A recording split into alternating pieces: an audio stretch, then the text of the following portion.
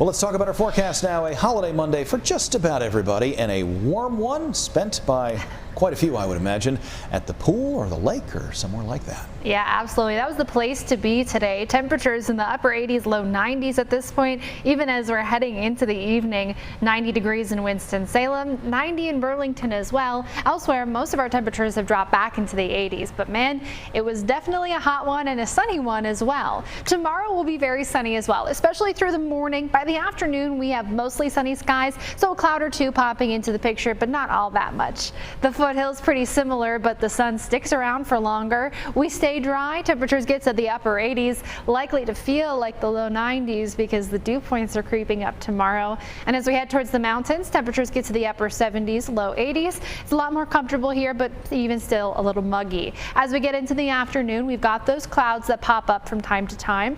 Here's a look at our dew point comfort cast. Tuesday and Wednesday, it's muggy. Thursday and Friday, it is steamy as we get some tropical moisture into our picture.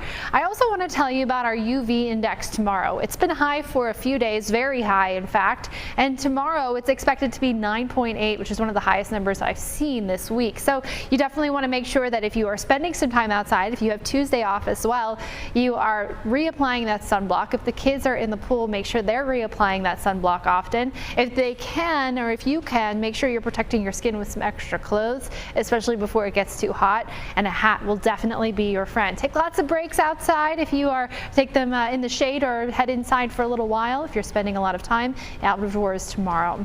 As we're looking through the next few days though, we'll get some clouds in. We'll also get some of that tropical moisture. The forecast is that Elsa will now be a tropical depression as it approaches us, which is great news. Originally, it was maintaining tropical storm strength all the way through the Carolinas, so we're now expecting lesser winds, but still some heavy rain possible. A trough will keep Elsa east of us, but not by much, so we're expecting periods of heavy rain possibly, mainly the coastal plain and beaches, but even for us getting some healthy rain totals. Here's a look at our hour-by-hour forecast. We're watching as these showers move on in here.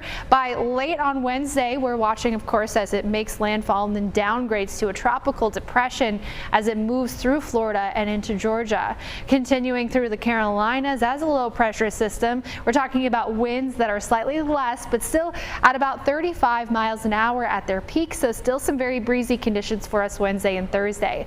Most of the moisture with Elsa has been and will continue to be to the east of the storm, so this is where I'm expecting some of our highest rain totals to be. But for us, we could still pick up some of that rain, especially as the core of this system continues to trend closer and closer to the triad. As we head to the end of the week, it heads back out onto the coast, becomes a tropical storm briefly, and then becomes a remnant low.